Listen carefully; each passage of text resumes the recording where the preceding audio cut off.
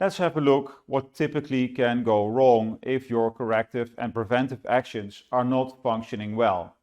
There are a lot of bad effects of a weak corrective and preventive action process, and some of them you might recognize. First of all, we see that you might be suffering from repetitive customer complaints on the same issue. Customers keep on sending complaint after complaint after complaint on the same topic, year in, year out. It basically means that you are not really preventing these issues from happening. Or you might see large amounts of block stock waiting to be reworked. And because rework always takes additional time and a lot of investigation, the amount of rework is only growing. And in all cases, you actually have a continuous risk of issues which could escalate into a recall, or at least have issues with customers which are having a large financial impact because the customers are really not happy and they want to have new product, and they might even give you fines and so on. And all in all, a lot of time and energy is wasted in the QA department, but in other departments in the organization as well. And there's many more effects, but these are the typical effects and signs that a corrective and preventive action management system is not functioning as it should do. But before we dive into the details of corrective and preventive action management, I would like to start with the definition of corrective and preventive actions. Let's have a look at this picture.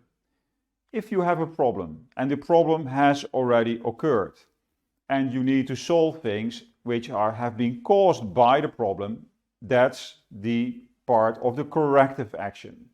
So corrective actions are basically cleaning up the mess and focused on stopping the bleeding. On the other hand, if you have a potential problem, so something that could occur in the future and you're trying to prevent it, that is taking the preventive action.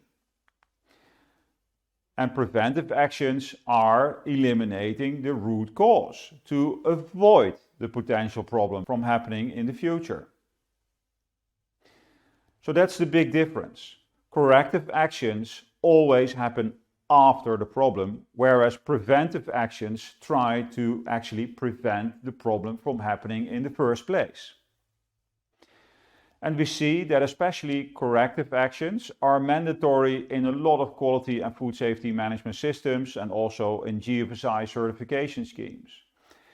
And typically these are mandatory for CCP violations, but also for more general food safety related issues. And you might want to consider including quality related issues as well to actually have a mandatory corrective and preventive action on those. You should do the same thing for block stock. Of course, for complaints, whether they come from customers or consumers. And last but not least, for all the audit findings, whether they are internal audit findings or external audit findings. And in some cases, you might even add more to this list. But in essence, it's up to you when you want to define whether you want to do a corrective and preventive action. Let's dive into some typical issues that we see with corrective and preventive actions. First of all, I would like to focus on the bad practices in relation to corrective actions. One of the things we see is that people only tend to fix the problem for one customer, while other customers could have the same problem as well. This shows that it is really important to always look wider than just the issue at hand. But there's more. We also see that people do not investigate whether the same problem is present in other batches or even in other products. So you not only need to look wider in a sense, could other customers have this, but also more internally, like could this be present in other batches and in other products. Or we see companies that are not stopping the immediate cause of the problem.